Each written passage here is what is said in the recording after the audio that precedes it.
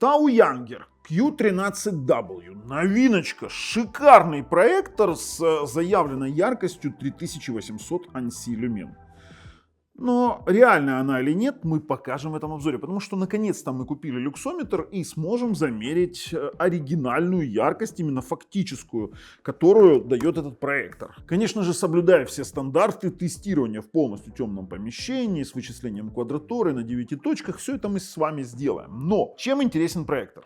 Тем, что он ярче, поддерживает HDR, полноценно поддерживает уплавнялку, входной сигнал поддерживает 4К 60 FPS, поддерживает HDMI, CIC, ARC. И при этом здесь стоит мощная платформа HiSilicon 3751V660 8-ядерная на 64-битном 15-м андроиде. И они это сделали. Конечно же, Wi-Fi тут такой посредственный, как и на всех китайских проекторах. Шум у него 47 дБ, это в среднем мы вымеряли, мы обязательно это покажем в нашем тестировании. Но проектор получился очень серьезным. При том, что с яркостью, когда вы тесты увидите, вы поймете, с яркостью очень близкой к заявленной. Я не скажу, что она такая, как заявленная, но по нашим тестам она получилась в серии тестов очень и очень близкой к заявленной, прям на уровне каких-то топовых решений. Не скажу, что нет здесь минусов, я вам скажу так. Есть, конечно же, эффекты вот этого вот линзирования там с одного бока, но это конечно же, из-за круглой линзы, это физика процесса, никуда ты от нее не денешься. Давай покажем, пожалуйста, ребятам, что тут есть. Спереди линза, камера автофокуса, автокейстоуна, который здесь есть, автообхода препятствий.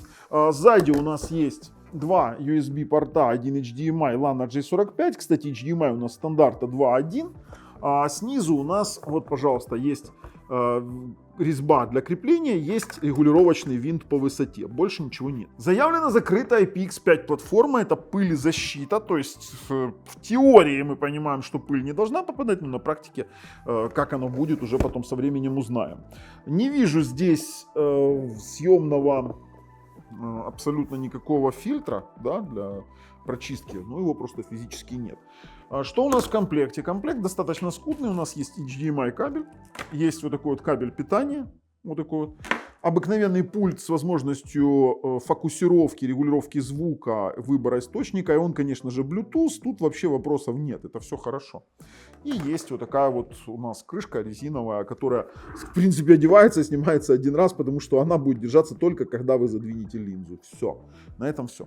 Ребят, я сейчас с вами перейду, его потестирую полностью, вот полные все аспекты, а потом мы сделаем выводы. Но перед этим, пожалуйста, подписывайтесь. Ссылки в описании под видео. А если вы не знаете, какой ТВ-бокс купить к проекторам, а мы рекомендуем всегда ТВ-боксы использовать, потому что они могут декодировать больше и выводить больше всего. Есть сертификация Netflix и тому подобное, то в описании под видео ссылка. Переходим, а если хотите в Украине купить, то Technozone.com.ua, проверенные ТВ-боксы с подарками и скидочками по промокоду Technozone. Ну а теперь уже переходим. Технозон.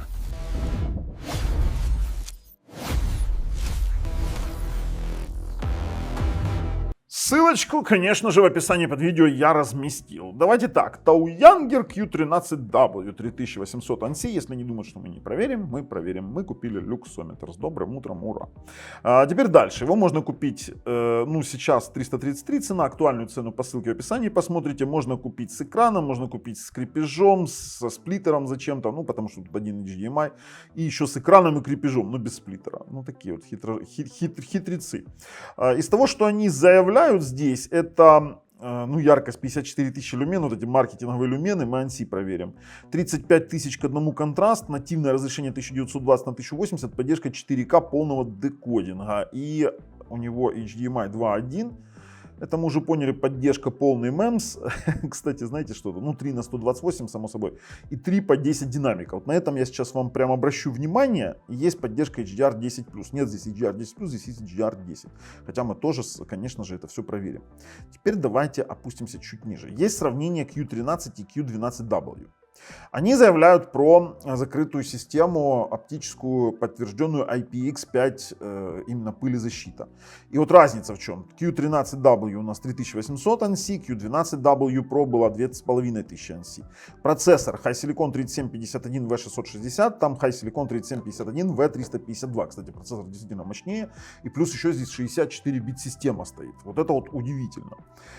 Есть поддержка MEMS, тоже мы можем это все дело проверить, обязательно тесты покажем.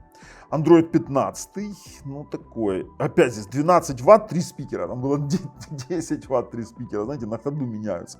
Ну и, конечно же, все вот эти вот фишки по типу автокейстоуна, автофокуса, автовписания, автообхода препятствий, это все, конечно, есть. А вот насчет Wi-Fi 6 я бы не писал. С коннектом в 280 мегабит канальной скорости, это не Wi-Fi 6, я вам скажу, ну хотя он стандарт может выдавать Wi-Fi 6, а скорости нет. Хотя для YouTube тягает 51-52 мегабита, до 60 в пике я видел. Дальше, что у нас тут опять HDR, MEMS, Wi-Fi, опять все повторяется, и больше нам здесь смотреть нечего. Кстати, кроме того, что они тут разместили, что топ-инфлюенсеры рассказали тут, что поддерживают проекторы Tau Younger. Ну да ладно, любят они такое делать, даже не спрашивали зараза. Ладно, ребят, в описании под видео ссылки, подписываемся, нажимаем колокольчик, переходим, тестируем. Главное меню. Все как обычно для китайских проекторов, ну как-то здесь особо не заморачивались.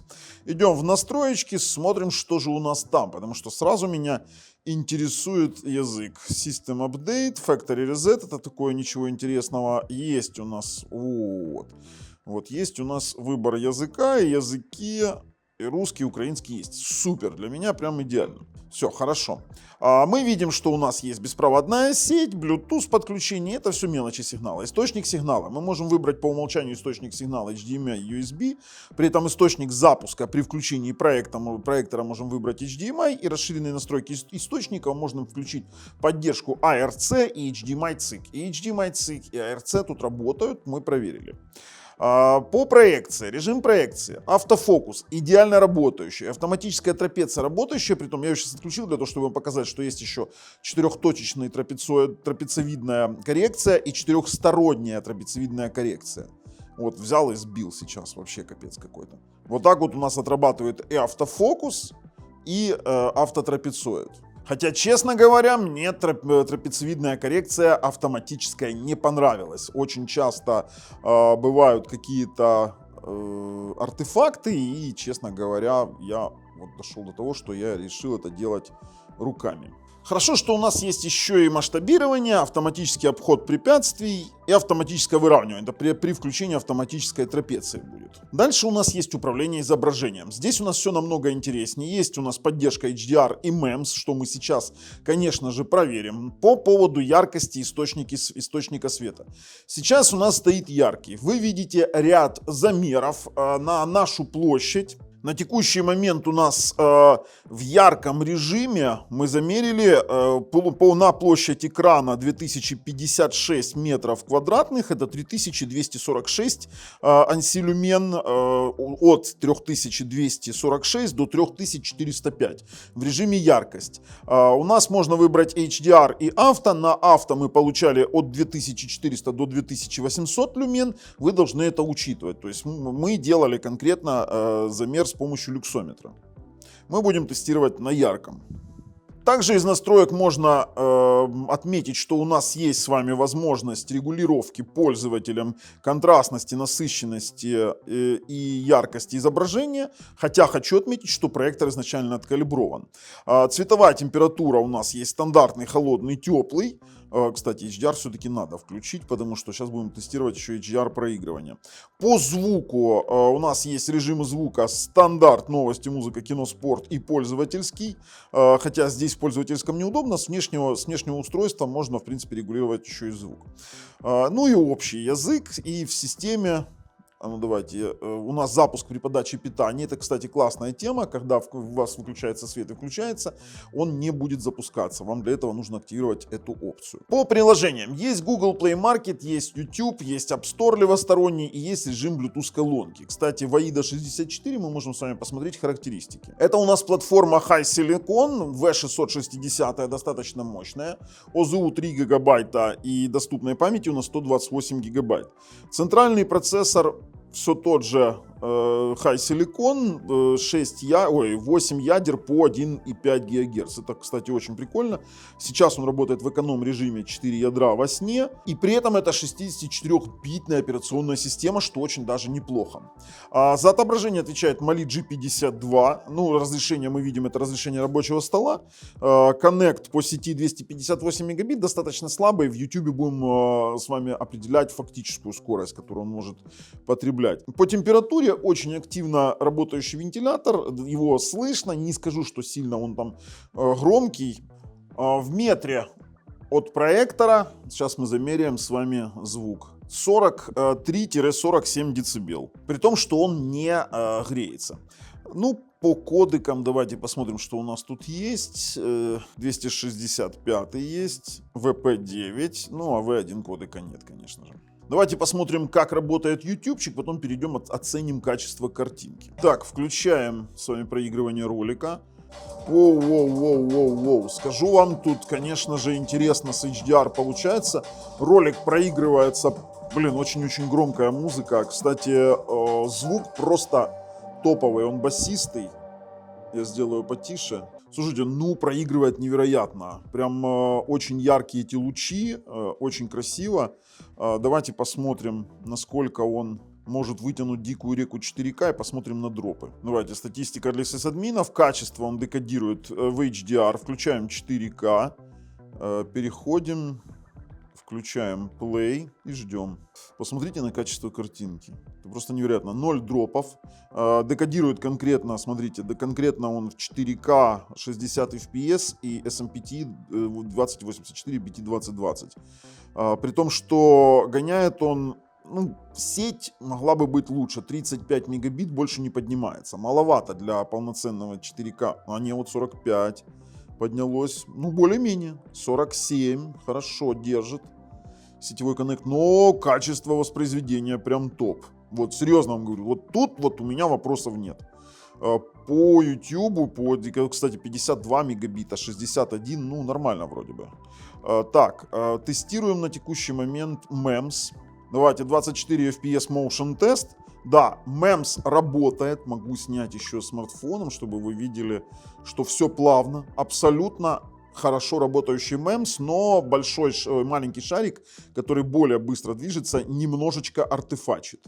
То есть это мы не будем отрицать, то есть нормальные кружочки и квадратики движутся абсолютно плавно, но MEMS работающий полностью. А ну попробуем еще вот этот вот знаменитый Judder-тест. Слушайте, а вообще идеально. То есть идеально работающий MEMS. Уплавнялка есть. И вот этот вот момент с Брюсом Уиллисом на 24 кадрах, он просто очень-очень плавный. Все, подтверждаем, MEMS идеальный. Хорошо. С Брюсом Уиллисом, кстати, справиться это очень-очень тяжелый момент. Очень прикольно, что есть Bluetooth Dynamic с его качеством изображения. Мы сейчас подключим проектор через Bluetooth. Включаем тестовую музыку. Сейчас, конечно же, темный экран, я сделаю громче. Хорошая басистая музыка. На очень высоких, если четко выраженный саббас, то будет чуть-чуть забивать. Но при этом это такой, знаете, качественный среднебюджетный телевизор. Вот я сказал, звук бы сравнил бы, очень-очень неплохо. Теперь из достоинств еще Miracast есть. Сейчас попробуем, конечно же, Miracast режим. А ну-ка, проектор. Так, мы видим проектор, я сейчас на смартфон свой затранслирую. Оп, пожалуйста. Miracast работает, хотя вот он вывалился. Задержка. Задержка, я вам скажу, дикая. Хотя Miracast работает хорошо. Тут абсолютно стандартный Miracast, и ничего ты с этим не поделаешь. Могу только лишь констатировать, что он работает, ни более, ни менее. Теперь перейдем и посмотрим полностью, что у нас есть. Смотрите особенность. Он понимает NTFS, но не понимает диски exFAT. Это важно понимать, чтобы вы не заблудились в этом моменте. Теперь смотрите, что у нас еще есть. Мы сначала тестовые ролики с вами погоняем, конечно же, обязательно. Посмотрим, как они выглядят на этом проекторе. Я по LG New York 4K ролику могу сказать, декодирует ли проектор HDR. Да, то есть когда не HDR картинка, это выглядит немного по-другому. В SDR здесь нет вообще никаких именно метаданных. Теперь смотрите, у нас есть параметры субтитров, дополнительные параметры фото. Ага, вот видите, мы здесь для видео можем с вами регулировать и редактировать сразу видео, редактировать яркость, контрастность, насыщенность и острота. То есть это очень хорошо, что это прям в режиме... Блин, как он показывает? Это просто невероятно, а? Как он, мать его, показывает? И честно вам скажу, это прям очень-очень круто. А ну давайте, Samsung Wonderland, это прям вот одни из тех красивых роликов, которые... О-хо-хо-хо! Вау! Вот это вот вау! Я вам скажу, при том, что у нас не полностью затемненное помещение. Посмотрите, какой амбиент дает. Просто вау. Ладно, с тестовыми роликами хорошо. А давайте мы с вами перейдем. Картиночки Бурож посмотрим. Итак, оверскан. Уже традиционно в проекторах для избежания линзирования не делают легкий оверскан на 2 пикселя, которые вы никогда не замечаете. Это уже считается нормой. Теперь по яркости он отрегулирован, он полностью видны все квадраты. По контрасту я бы добавил. Но здесь у нас играет роль то, что у нас сейчас включен HDR. То есть я могу, в принципе, выключить в изображении в яркость источник света, поставить на авто. Давайте, ага, у нас посмотрим в стандартном, живом, мягком. О, в мягком видите, как у нас? У нас откалиброван проектор на мягкий режим. Да, полностью на мягком режиме у нас полная калибровка проектора. Девчонки выглядят хорошо, естественно. И пошли оценивать ambient-эффект по основным цветам. То есть он при достаточной яркости он должен заливать потолок и ну вообще помещение. То есть у слабых проекторов это нет. Кстати, действительно очень и очень яркий, хороший проектор. В плане того, немного есть кривизна по левой стороне, но это чисто линзовые эффекты, от которых мы никуда не денемся. Слушайте, основные цвета, они просто бомба. Просто бомбовые. А ну сейчас дойдем до яркостно-контрастных анализов. Черный. Черный, как черный, сильно не повыпендриваешься при такой-то яркости. Все градиенты видны.